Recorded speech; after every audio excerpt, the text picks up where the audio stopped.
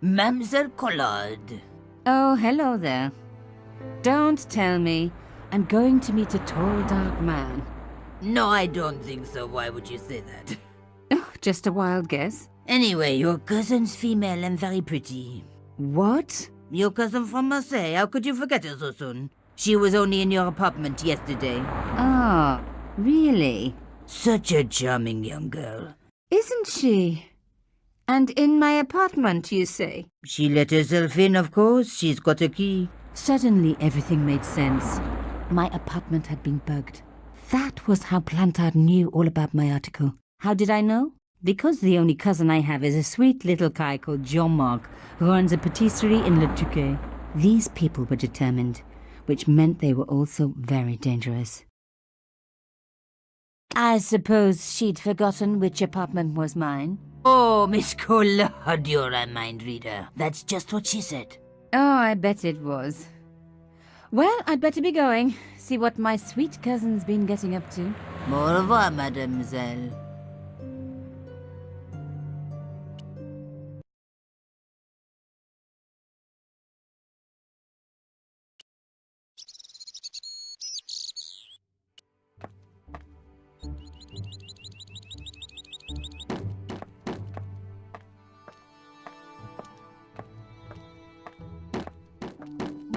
Hello, could I ask you some questions? That depends. Are you a cop? No, I'm a journalist. Bit late, aren't you? They already took away the body. I'm doing a follow-up on this story. Tell me, are you related to the workman I saw digging the hole? Don't talk to me about flobage. Pah! Okay. He just won a fortune on the horses and he won't give me a cent. Well, it's his money. When he was broke, he was happy to touch me for a loan. Brothers should look after each other, he used to say. He's changed his tune, now he's brassed up. You're doing a fine job. Damn right I am. You should be writing about me, not that idiot that got blown up. The heroes who pick up the pieces when disaster strikes. Exactly. Well, give me your best smile and maybe I'll put your picture in the article. Oh, right. Just give me a minute to do my hair.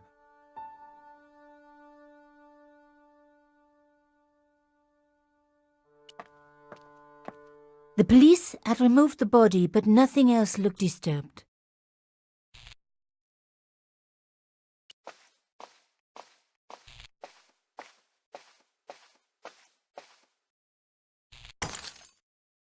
Oops, stupid thing.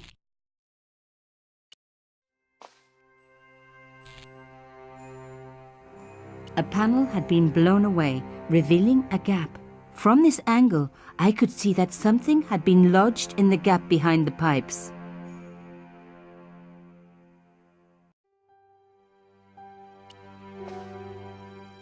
Behind the table were some damaged pipes. Voila! The police and forensic teams had missed a vital piece of evidence. Some kind of pouch. On the pouch was the cross symbol of Cauchon's organization. I was on the right track.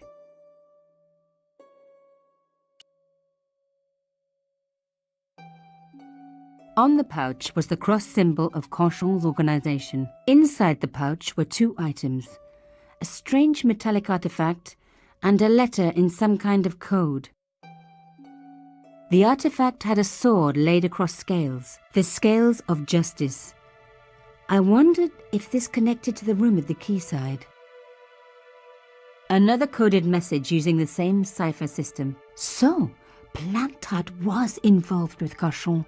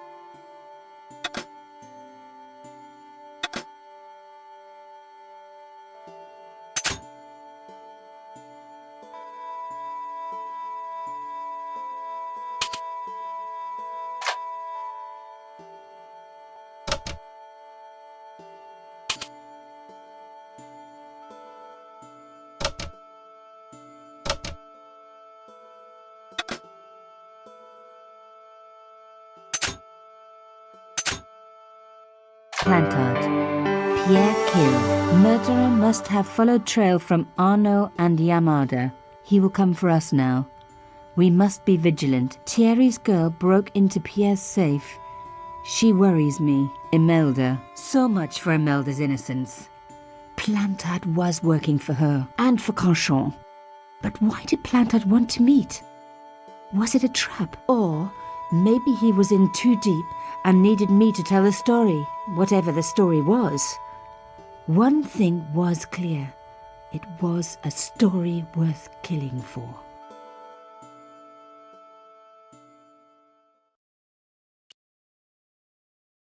There was nothing of interest beyond some bloody debris.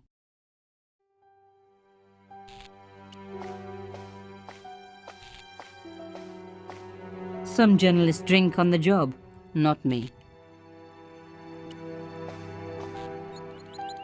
Hey, what about my photos? Oh, of course. How could I forget?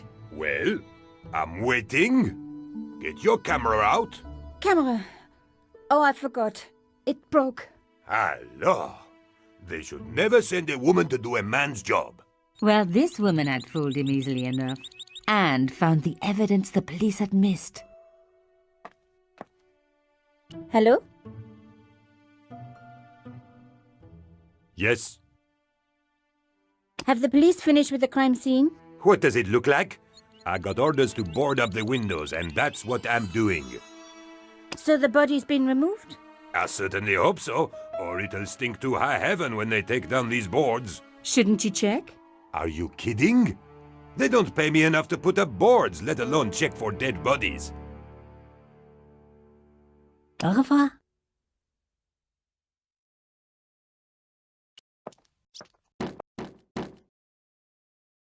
The strange metal artifact I found in Plantard's pouch had pointed back to the quayside.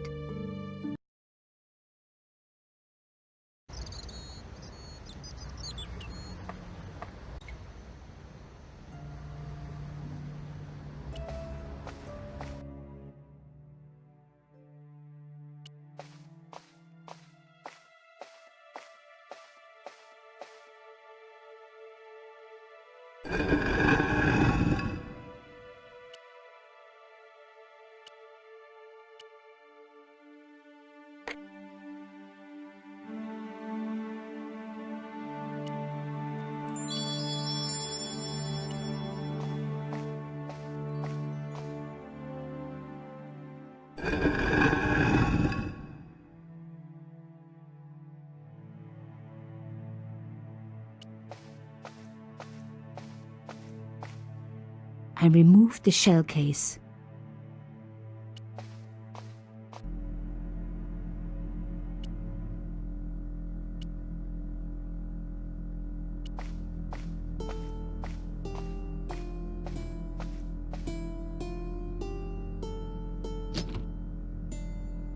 Plantard's key fitted the lock, so he must have used this place too.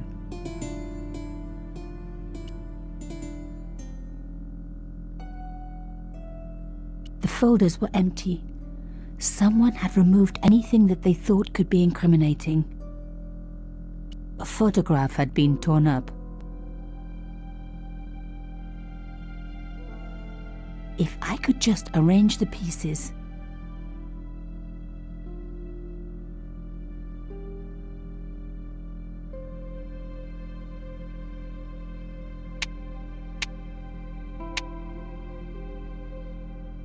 Oh my God, it can't be.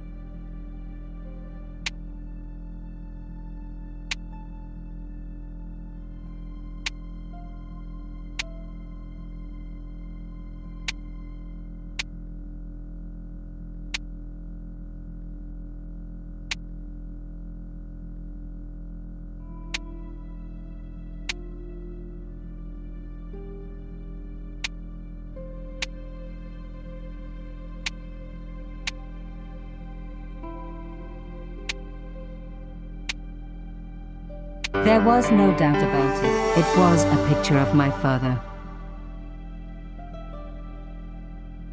Papa! Oh, God. After what I'd gone through, I thought I could face anything, but not this. My father, the one person in the whole world who I truly admired, standing with Cachon while those murderers carried on with their evil work. My father, grinning at the camera. I couldn't believe it. I realized that I desperately needed to get to the bottom of this story, and that I really needed George.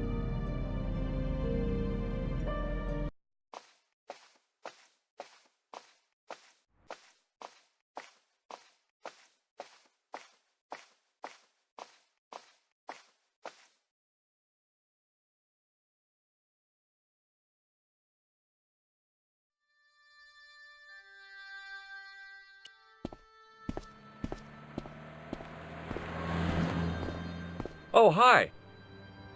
Bonjour, monsieur. Would you like me to foretell your future? No thanks. I'm very good. It only takes a minute. Thanks all the same, but I'm not superstitious. Besides, if it only takes a minute, that's not much of a future to look forward to. I've changed my mind. Will you tell my fortune? You're going on a long journey. My, oh my. What a surprise. Can you tell me anything I don't already know? How does this fortune-telling routine work? If I knew that, I wouldn't be selling flowers for a living. Haven't you ever wondered why you were blessed with the gift? Well, it's a bit like satellite television, I suppose. Some of us are born with a built-in receiver dish. I just happen to be one of the lucky ones. Can you really foretell the future? Only time will tell, monsieur. The strange thing is, I can't seem to see myself in the future. Other people, I have no problem. But when I try to see what might happen to me, nothing. That must be scary. Maybe. I figure it's a kind of natural safety mechanism. Either that, or I don't have a future. Are the flowers for sale? Oui, monsieur. Okay. I'll take a bunch of those white ones. I wouldn't do that if I was you. No? They are lilies, monsieur. Some people associate them with death. Yikes. Thanks for telling me. What other flowers do you have? Dahlias? What do they signify? Insecurity? I don't want to give her the wrong idea about me. What about the tall yellow ones? Those are iris, the flame of passion. And the little yellow ones? Sensuality. Well, they're no use to me. I want to make an impression, not jump down her throat. Do you know a young woman called Nicole Collard? Yes, I do. She lives upstairs from me in the apartment block across the street. The door isn't locked, but you'll need to give it a gentle nudge. It sticks, you see. Because of the damp. The landlord said he'd fix it before winter sets in. He's been saying that for 3 years. How long has Mademoiselle Collard lived here? A few months. She's in for a shock when the cold weather comes. Drafty windows, insufficient heating. It's a struggle to keep warm. The only reason I stay is because the rent is cheap. Your young lady, she deserves better. I thought Mademoiselle Collard was a successful photographer. Not as successful as she makes out for all her fine clothes. Oh, I've heard her crying herself to sleep at night. That's awful. Now don't you let on that I've told you. She's proud, that one. Too proud, if you ask me. Have you seen anyone out here watching Mademoiselle Collard's apartment? Yes, I have. A strange man. Tall and thin as a broomstick. He kept his face hidden, but I saw his eyes peering from evil little slits. How was he dressed? A long brown raincoat with an hat. Or like Humphrey Bogart? Yes, but he didn't have Bogart's charisma. Besides, this guy looked like he needed a toilet. You never saw Bogart clenching his buttocks like that. Is there anything else you can tell me about Mademoiselle Collard? No, monsieur. What can you tell me about this material? It's a very expensive piece of cloth, monsieur. What can you tell me about this tissue? Nothing. Do you recognize this nose? No, monsieur. What do you make of this tool? Is it something a dentist would use? No, it's for raising manhole covers. Formidable. See you later. That's right, monsieur, you will.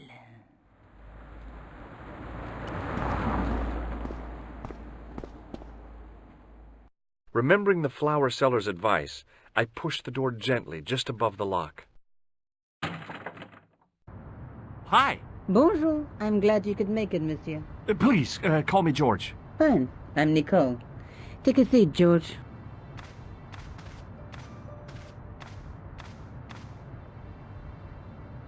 Eh bien? And what have you been up to? I've been exploring the sewers underneath the cafe. I thought I could smell something bad. The clown used the sewer to escape and to change out of his costume. I guess he was in a hurry. He left his jacket behind. And? I got his tailor's phone number. You had better luck than I did. Luck, she said. Luck. Hard work, I'd call it. What happened? My editor told me to drop this story. Can you believe it? But you're not going to do that. Oh, no. I'm going to find out what's behind these killings. It just doesn't add up. It almost feels like some sort of conspiracy. The police in 3 different countries have kept very quiet about the murders. The press don't connect them at all. They blame them on political, religious, or militant minority extremists. Well, that covers just about everyone. Tell me more about the clown's previous victims. The first was Arnaud Bellotta, the millionaire pharmaceutical baron. He made his money from amphetamines in the post-war slimming and diet boom. Imagine it, millions of housewives literally speeding their butts off. The only witness in the case was his Filipino au pair. She swears he was lured to his death by a snowman. What about the clown's second victim? Yamada, the controversial Japanese politician. He inherited his fortune from his father's electrochemical consortium. How did he die? At the hands, or should I say flippers, of a giant emperor penguin. A snowman, a penguin, and now a clown. I had been about to add mine to the list, but stopped myself. I really didn't want to have to explain to George about my father's involvement with Cachon. You know, I hate to admit it, but this is scary. And I'll tell you this, I will not be accepting any invitations to costume parties. I don't blame you for being scared. I am too. But this story could be my only chance for a big break. Or an early death. Tell me more about yourself. There's nothing much to tell. Well, how'd you get into photography? I guess I owe that to my father. He bought me my first camera. I was 8, and my parents had just split up. Did you live with your father? Yes. My mother went off with her new boyfriend. I didn't mind. Papa was all I needed. 4 years later, he died in a plane crash. Oh, I'm sorry. It's all right. I don't mind talking about him. He was more like an older brother, really. Always joking and laughing. Papa always wanted me to study art. That's why I went to college. Did you learn about photography at college? God, no. I couldn't afford the materials. We were billed for everything we used. Paint, canvas, paper. Most of my year turned to minimalism. It was cheaper. I used to go poaching in the park for squirrel hair. The only time I wasn't hungry was the term I did printing. I used to eat the potatoes. You're making fun of me, aren't you? Oh, no. I found this false nose in the sewer. Hey, what's this inside it? The contents of someone's nose? Don't be cross, George. It says La Risée du Monde. Masks and costumes. It's a costume shop near the Gare Saint-Lazare. I'll check it out. Maybe the owner remembers who hired the clown costume.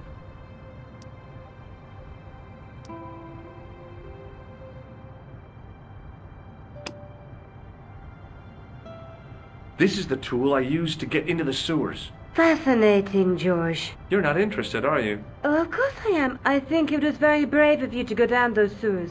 Yeah? Well, it was kind of scary, but, well, I had a job to do.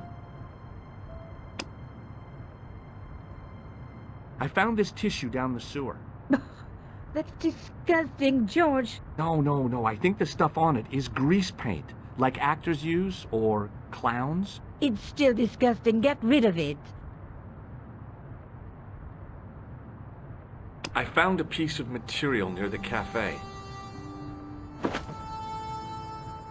When I showed it to the concierge, he recognized it right away.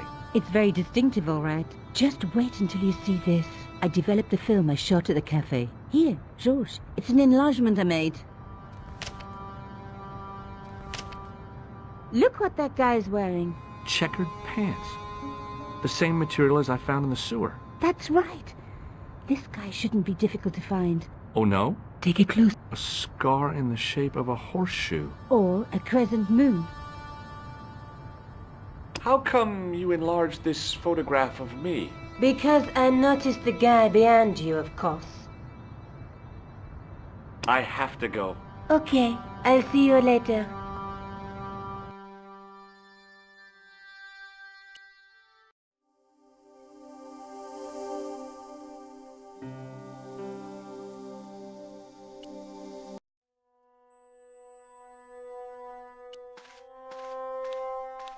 Excuse me? Bonjour, monsieur. Please, come in. Welcome. Leave the mundane world behind, for in these four walls, fantasy is king. I don't want a costume. Didn't you ever dress up when you were a child? Not that I remember. Incredible! You'll be telling me next that you never shared your elder sister's lingerie. I don't have a sister, and I think I'd look pretty silly in a brassiere. I just need some information. Of course. How can I help you? I'm looking for a man who hired a clown costume from you. Oui, monsieur. I do not see how I can help. Don't you keep a record of costumes that you've rented out? Of course, monsieur, but... Well, then I'd like to check your records. Give me the names of everyone who's rented a clown suit. Impossible. There are too many. Have you heard of a man named Plantile? I do not recall anyone of that name. Does this dirty tissue mean anything to you? Let me smell that.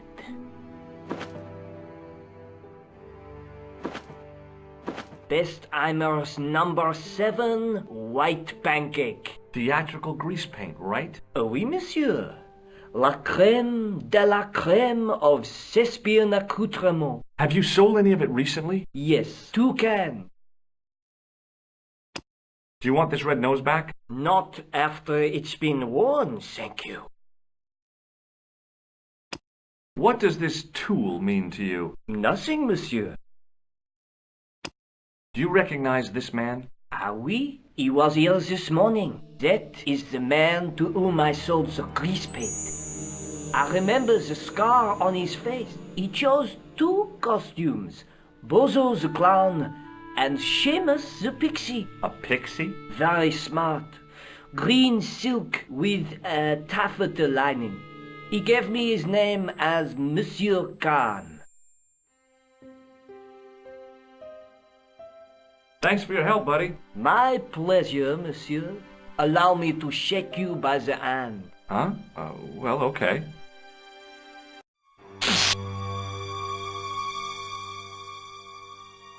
What are you trying to do, kill me? You did not find it amusing? I never saw the funny side of electroshock therapy. Eh bien, it is yours to keep. A gift? Do I need a license? No, but I give you a word of warning, monsieur. What? Remember to switch it off before you visit the toilet.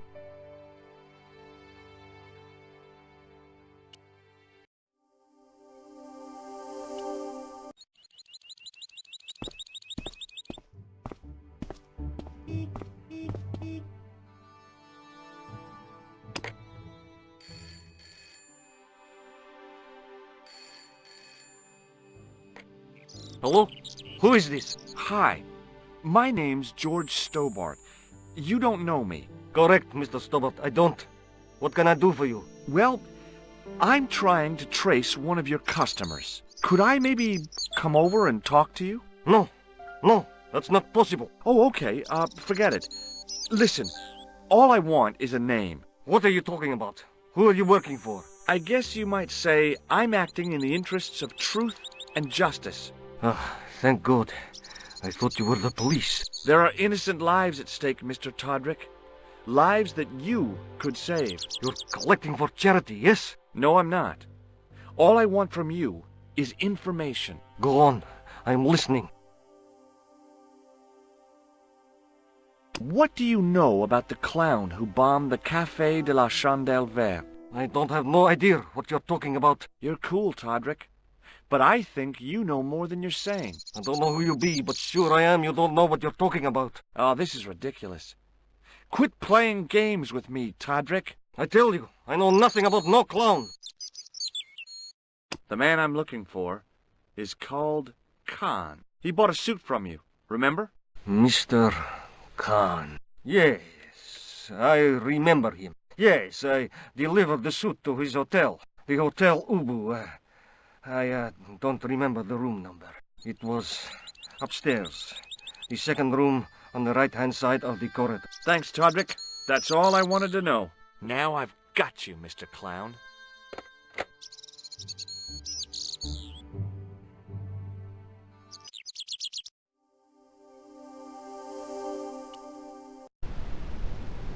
The man looked like an amiable Bigfoot. The guy looked just like a weasel.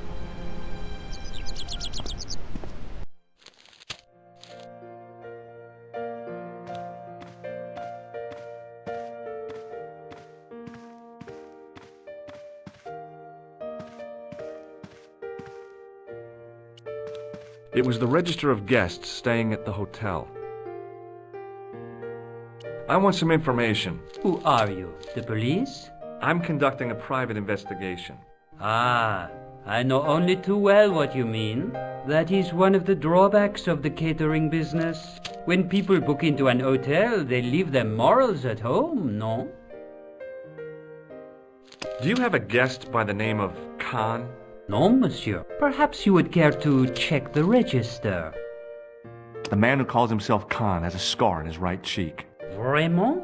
I tell you, I do not know a man named Khan. Maybe not, but I noticed a change in his expression when I mentioned the scar. Do you know a man named Plantar? No, monsieur. I'm looking for a man who dresses like a clown. This is a highly respectable hotel, monsieur. There are no clowns here. If you say so. Do you recognize the man in this photograph? Yes, monsieur. That man is one of our guests. What name? I cannot tell you that. Hey, shake my hand. I'd rather not, monsieur. I'm still sore from the shock administered by one of the guests. He was secretly concealing an electrical device in the palm of his hand. Practical jokes are so puerile, don't you think? Oh, yeah, sure.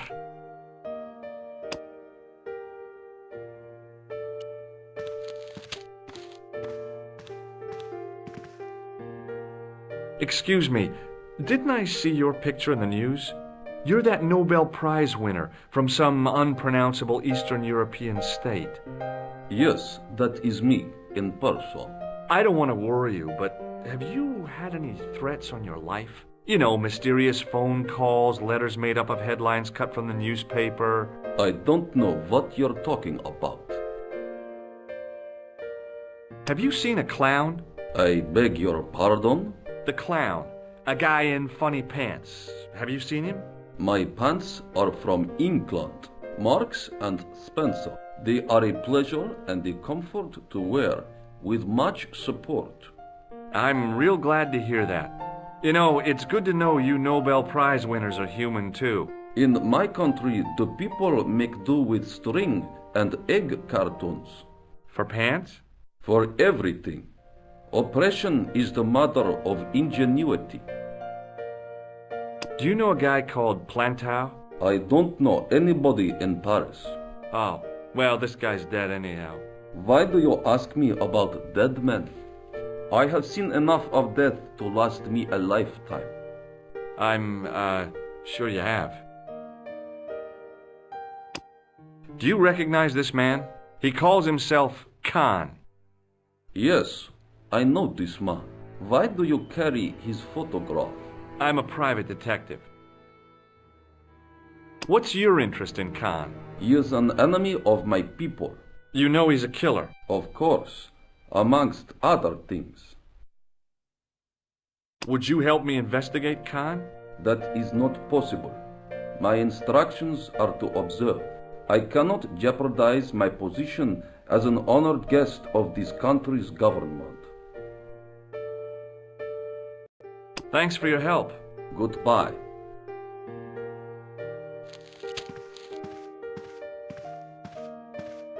Hi there, ma'am. Well, hello. What can I do for you? I'm looking for a man. You disappoint me, my dear. For one foolish moment I thought... But never mind. Aren't you going to tell me your name? George Stobart, ma'am. How sweet!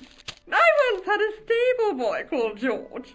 I am Lady Piermont. The common reaction is to kneel and stutter, but it's not obligatory. A real lady? I mean, you're an honest-to-God aristocrat? Oh, I don't know about that. Few of my ancestors are honest, not even to God. I can trace my family back to the Normans, but don't let that intimidate you, George. Beneath that impressive pedigree, I'm just flesh and blood. The blood may be blue, but the flesh is the plump beef of old England, so to speak. You appear distracted, George. Is there any way I can help you? Are you here in Paris on vacation? No, darling, I'm on holiday.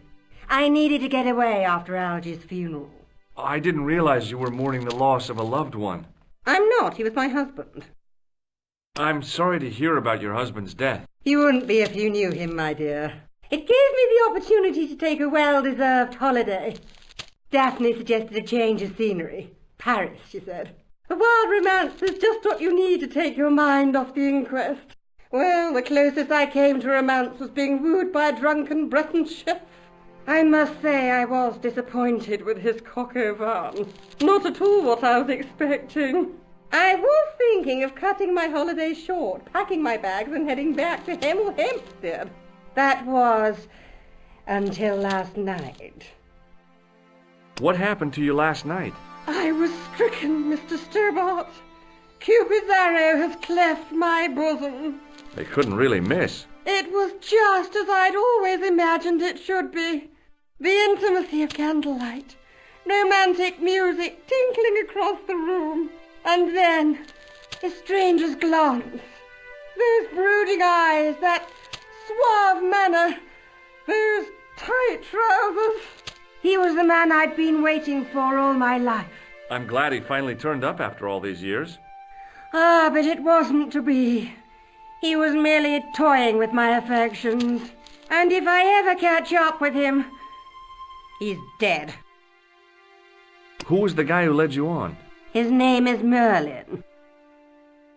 I'm looking for a murderer. Good heavens! You're a private detective. That's correct, ma'am. What's the term you Americans use? It's on the tip of my tongue. I believe what you're thinking of is Dick. Precisely. Have you come across a man who calls himself Khan? I am familiar with only one person named Khan. Genghis Khan, the legendary Mongol barbarian chieftain? No, darling. Kevin. Kevin Khan? I never heard of him. I'd be most surprised if you had, darling. He's a pharmacist in Hemel Hempstead. Organises fundraising for the Rotarians. Lovely man. Does he have a scar on his cheek? I really wouldn't know, sweetie. Did you know there's a gangster out front? What makes you think he's a gangster? The Italian suit and the bulge in his pocket? I know plenty of men with Italian suits and bulges in their pockets. That doesn't necessarily make them gangsters.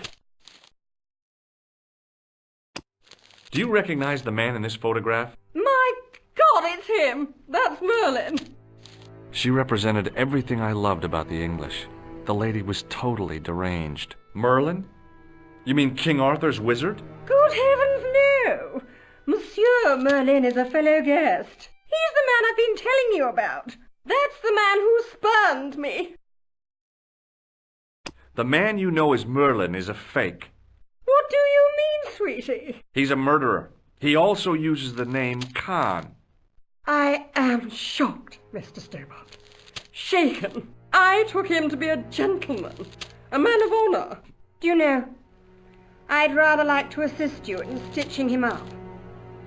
When did you last see Merlin? It was no more than an hour ago. He came downstairs and spoke to that clerk chappie. Something passed hands. I couldn't see what exactly. A briefcase? No, smaller than that. A bundle of papers, perhaps. The clerk put it in the hotel safe and Merlin went out. Are you sure you saw Merlin putting documents in the safe? Yes, darling, positive. I wonder what they were. Obviously something of great importance. Yeah. I'd sure like to get my hands on whatever it is. I'll bet they had something to do with Plantar's briefcase. Has Merlin returned to the hotel? No, he hasn't. Are you going to search his room? If I could get in there, I would.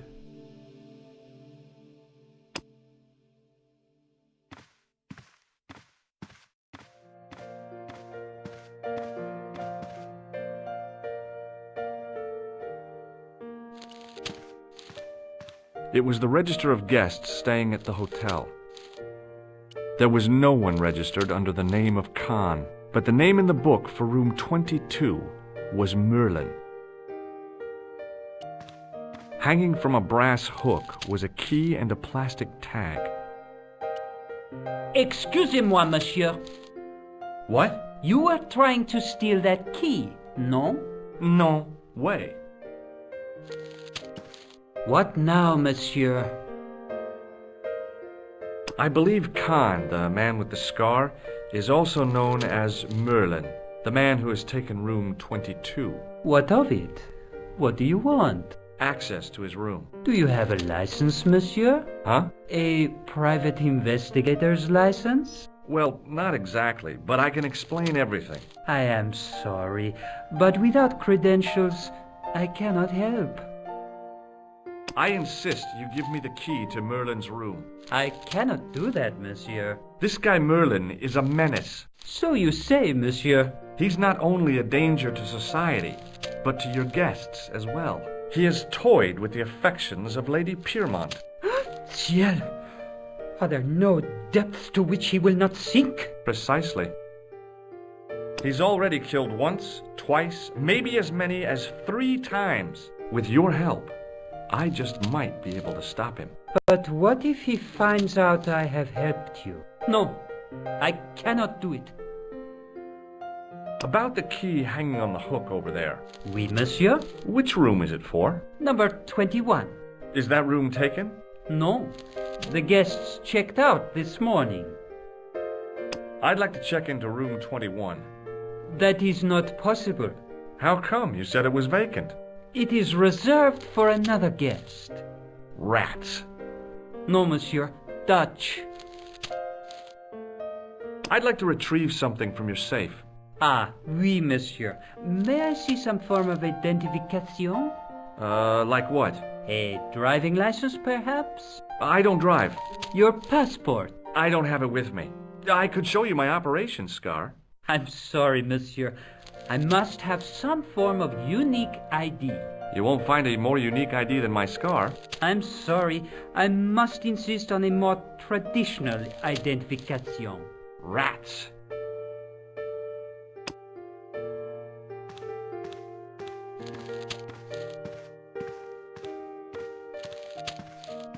Hi, ma'am. Hello, George. What can I do for you now? Would you distract the clerk while I borrow a key? Are you asking me to aid you in a criminal act, darling? Oh, no. It's the key to an empty room. And why, may I ask, do you wish to gain access to an empty room? Do you plan to squat? No, ma'am. Scouts honor? I was never in the Boy Scouts, ma'am. Oh, you should have been. What were your parents thinking of?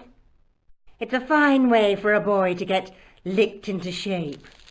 Now tell me, why do you want to get into that room? It's next to the room the killer is using. Ah, so you plan to eavesdrop on Merlin? I was hoping there might be a connecting door. Well, how can I refuse? I shouldn't think my feminine charms would be much use in this case, but a good dose of English arrogance might do the trick.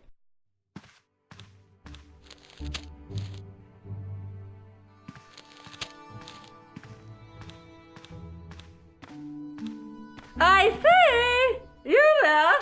Flunky! Oui, madame. Listen. listen carefully. You do understand English, don't you? But of course, madame. Good. I wish to deposit some jewellery for safekeeping. I understand. Are you quite certain? Oh, bien sûr, madame.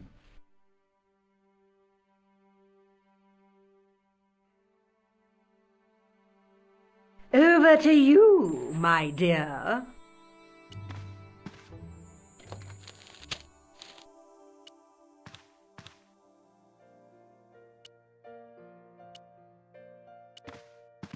Maybe it wasn't the right room, but this was the right key.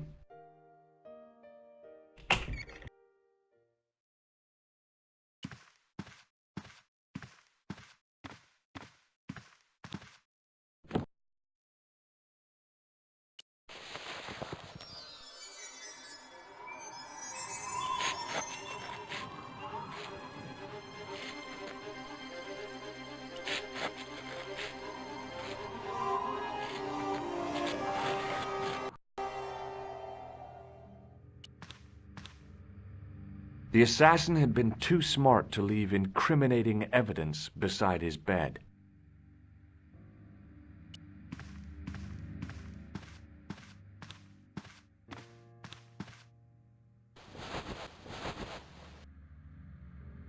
The bed was freshly made, and the crisp white sheets told me nothing about the killer's habits.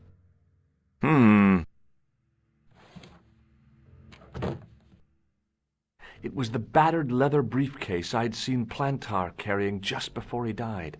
I searched the interior of the briefcase, but as I'd half expected, it was empty.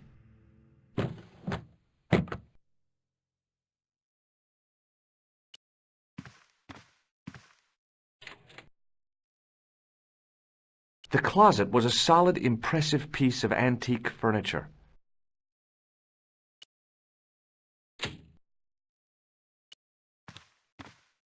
It was Khan.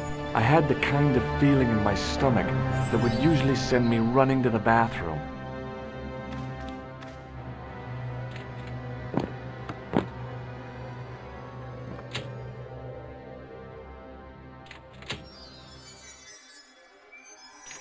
As Khan opened the wardrobe, I was sure I was dead. But he grabbed his pants quickly and didn't even see me. I didn't usually spy on men getting changed. But this guy was a killer, and I didn't want any surprises. He left his checkered pants on the bed.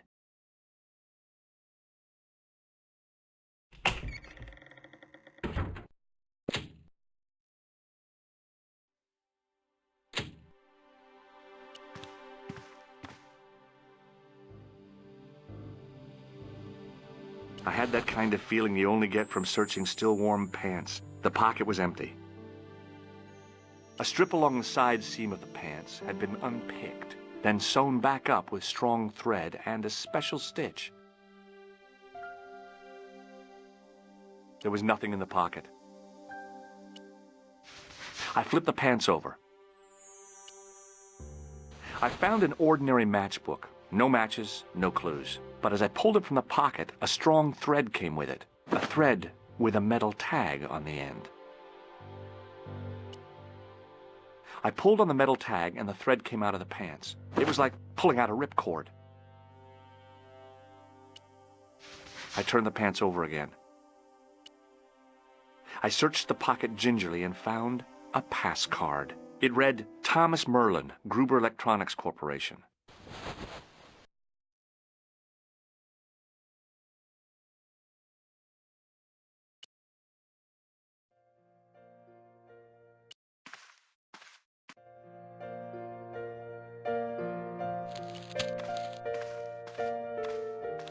What now, monsieur?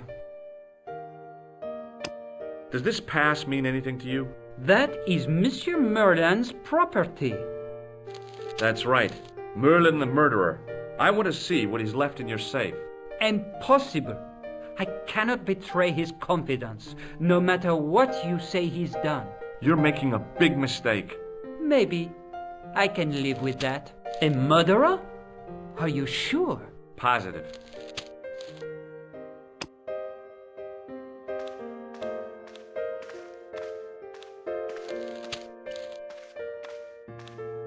Hi, ma'am. Hello, George. What can I do for you now? I found this pass in Merlin's room. So, that deceitful little man is passing himself off as an electrician, is he? Uh-huh. This guy probably has a million faces. I showed the pass to the clerk, hoping he'd give me Merlin's papers, but he wouldn't buy it. He's too scared. I'll give him something to be scared of. Follow me, George!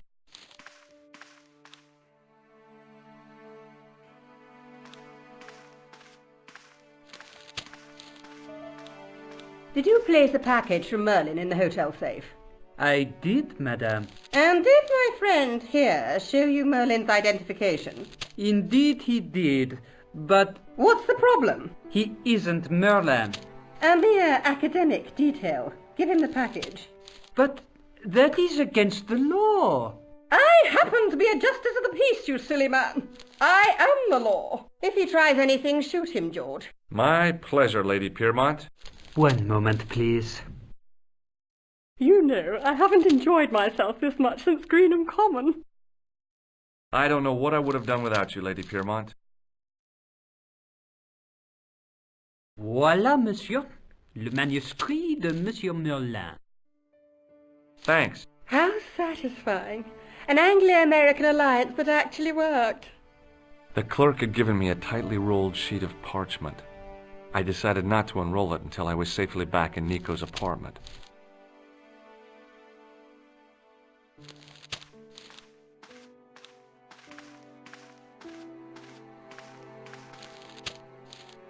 I couldn't leave the hotel with the manuscript. It was probably what those thugs were looking for.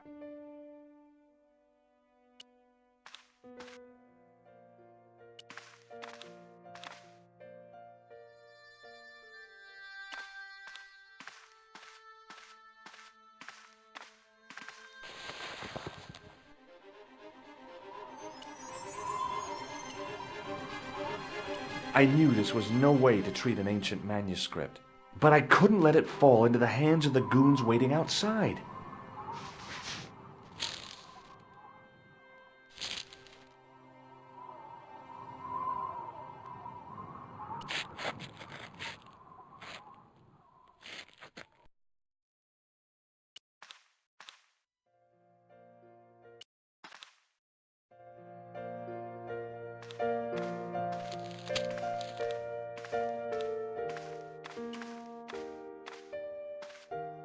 Just a minute, monsieur.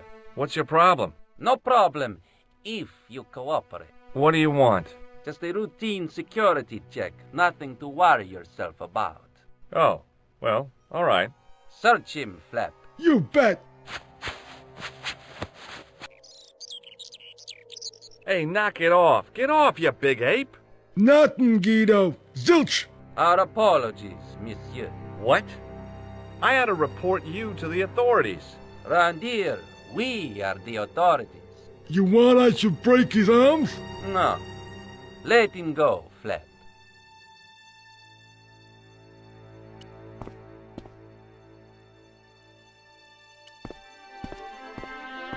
If the manuscript was what Flap and Guido were after, they were going to be disappointed. I couldn't wait to get back to Nico's apartment and check it out. Hi, how are you? Oh, hi. Come in, George.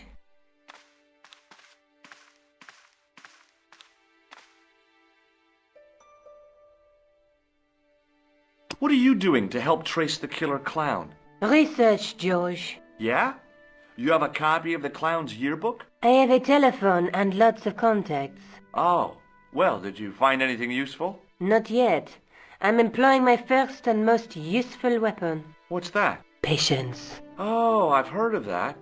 Isn't it a substitute for decisive thinking? Do you have a boyfriend? Not anymore. There was someone.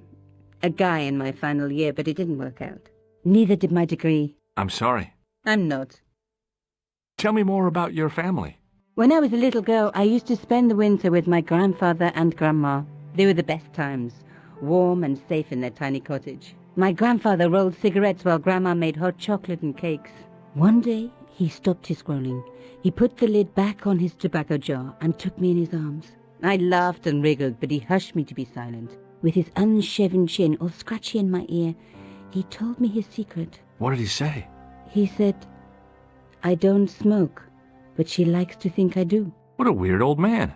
Don't call my grandfather weird. He was the nicest guy ever. I wish I was back in that cottage instead of this crummy apartment in this noisy city. I found this matchbook in the killer's hotel room. It's from the Club Alamut. Never heard of it. Is there anything written inside it? No, what were you expecting? If this was a movie, there'd be a clue. A name or an address. That's no use. There aren't even any matches in it. Oh well, I'll keep it as a souvenir. Hey Nico, shake hands with me. No chance, Buster. I found this in the killer's room. What is it, a credit card? ID, Thomas Merlin, of the Gruber Electronics Corporation. Never heard of him or the company. You're just not going to believe what I've found. It's not another part of the clown's costume, is it? It's a medieval manuscript. Khan left it in the safe at the Ubu. It's incredible. Is this what he took from Plantark? It could be, which means it's worth enough to kill for. Look there, two guys on the same horse. Oh yeah, maybe they couldn't afford one each. What of it? Have you ever heard of the Knights Templar? Their official seal was an image of two knights sharing a horse. Whatever this manuscript means, it's connected with the Templars. How come you know about these knights? I learned about them while writing an article on the Crusades.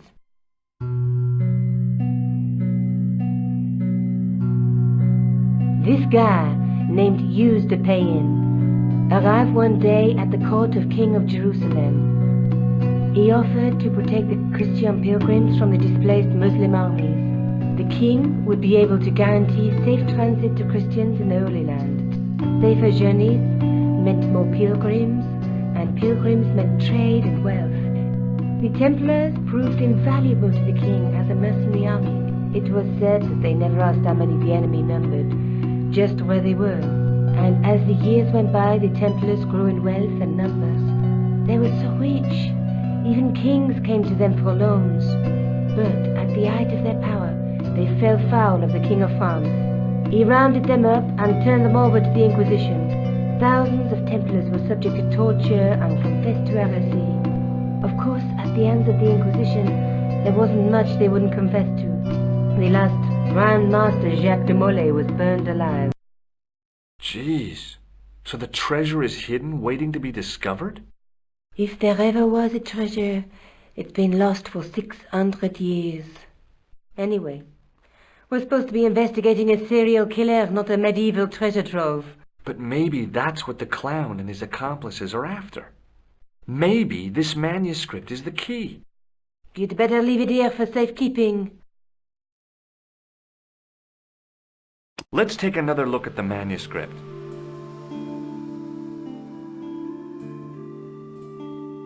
There's a guy with a sword and a bull. The only mythological bull I know of is the Minotaur, but he was only half bull.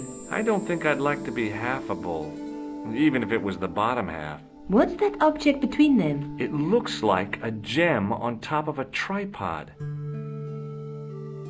There's a guy working on a loom. He's weaving a carpet or a tapestry. Or a duvet cover. It's a clue to a place, I reckon. Somewhere famed for weaving and ships. Where folk live in barrels? It beats copper boxes. There's a woman looking at her reflection in a mirror, but the reflection has 3 hideous faces. She reminds me of the wicked queen in Snow White. She was the one who said, "Mirror, mirror on the wall," wasn't she? She made me cry so much when I was a kid. Mom carried me out of the movie theater. She didn't frighten me in the least. Like I said, I was only a kid. I didn't like the crocodile in Peter Pan either. A knight with a crystal ball. Now, there's something written on the scroll beside the knight. Yes, but it's written in Latin. Per disciplinam mea lux videbis. By my teachings, you will see the light. You speak Latin? Where did you learn a trick like that? A trick? I studied law, okay? I can read Latin. My, you're touchy. Tell me that again. Look there, 2 guys on the same horse. Let's face it, we need help, George. Someone who knows about these things.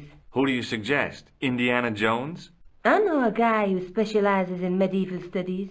His name is Lobino. Huh. Some stuffy old fossil who gets horny over ancient relics, I suppose. Far from it. Andre isn't the stereotypical professor you have in mind. Where can I find this Lobino guy? At the Krön Museum. I'll give you the address.